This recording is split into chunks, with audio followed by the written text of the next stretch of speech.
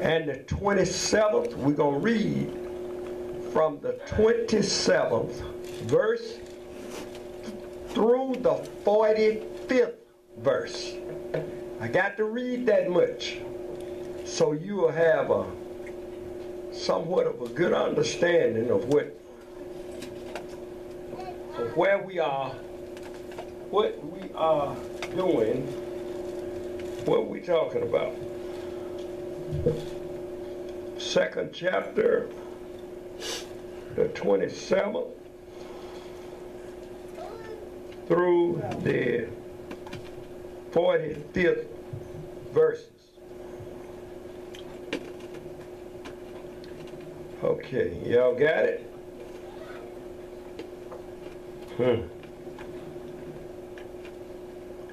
Why pens won't write? All right. You need a pen? You need a pen? Well, I do. I think I got some. You can have this. I'll get up. Huh? Give me that. The guy, she got one. I ain't got none in my pocket, and the one I got, it still won't write. Now you got to start this. Okay, get that one right. Now, I need Monica. I need you to read this here.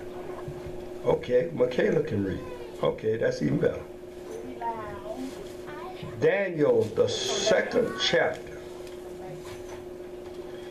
And because you got to learn how to read in church anyway, this is a good exercise for you. Daniel, the 2nd chapter and the 27th verse is where we're going to start. Now it is 6:25. We got about an hour. And now I'm going to stop within that hour because, see, I can keep going and I'll be tied up here till tomorrow, till Tuesday tomorrow. But what I'm doing is I want to give you just enough where to give you something to chew on. Daniel, the 2nd chapter, 27 verse, read.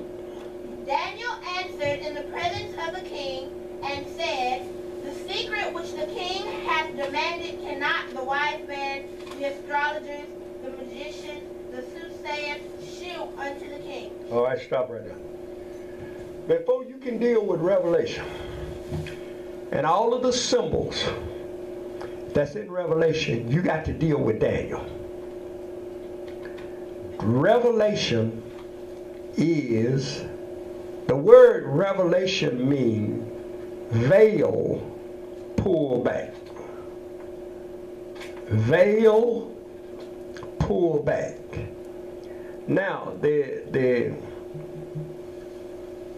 importance of knowing what the meaning of revelation is, because there were a veil that hid the meaning of what Revelation, the symbols in Revelation, there were a spiritual veil that covered it up, and it was sealed until a time of the end, says the scriptures.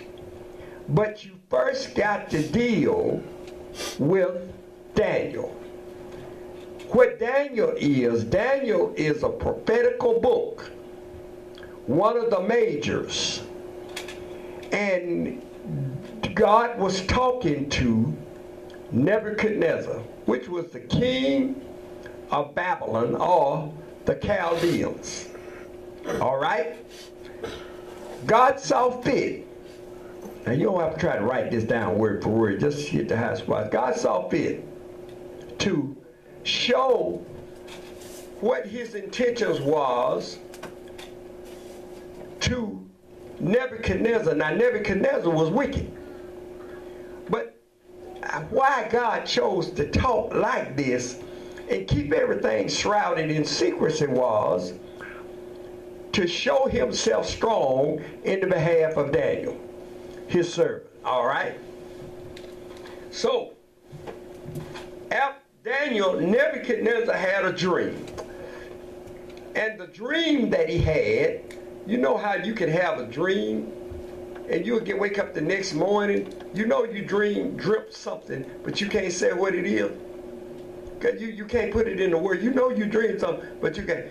God deliberately gave Nebuchadnezzar a dream, and he deliberately withheld his mind.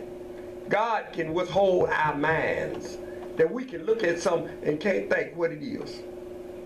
All right? He held his mind because he wanted Daniel, his servant, to interpret that dream, and he would not rewind it more or less to Nebuchadnezzar until Daniel. He had showed it to him.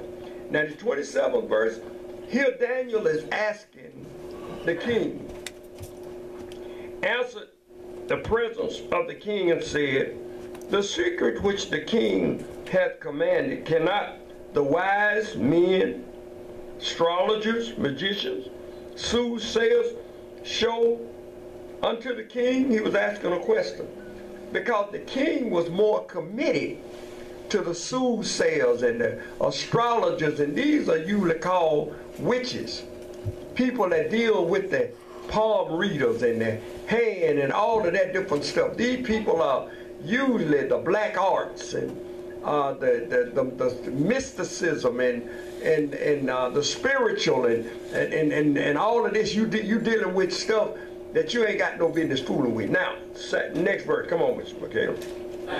But there is a God in heaven that revealeth secrets. Reveal it. Revealeth. Sorry. Secrets, okay. And maketh known to the king Nebuchadnezzar what shall be in the later days.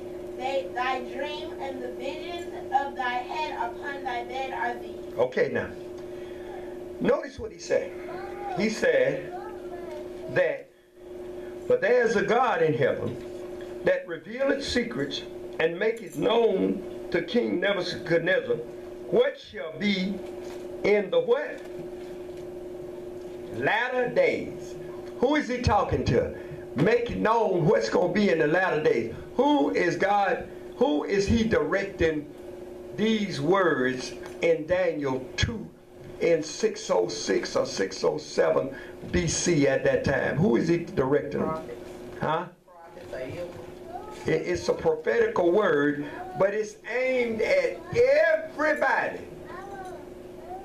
from that time that's going to come in contact with this Bible, the Jews and the Word of God. Now, not only was it applicable to them that was in that time 606, 605 BC before Christ, but it was also applicable to us today. He said, I want you to know, Nebuchadnezzar, what shall be in the latter times. I want you to know what's going to be in the latter times. I want you to understand when he said, now, Nebuchadnezzar was not going to be in the latter times. Nebuchadnezzar lived and died. But God was aiming to let everybody in the world, in the scriptures, that will come in contact with Israel and the Hebrews know what is set up for the latter time, including us in this day. Is who is mainly aimed at. The people in the latter time. Who is that? Us. Remember, Revelation means veil pull back.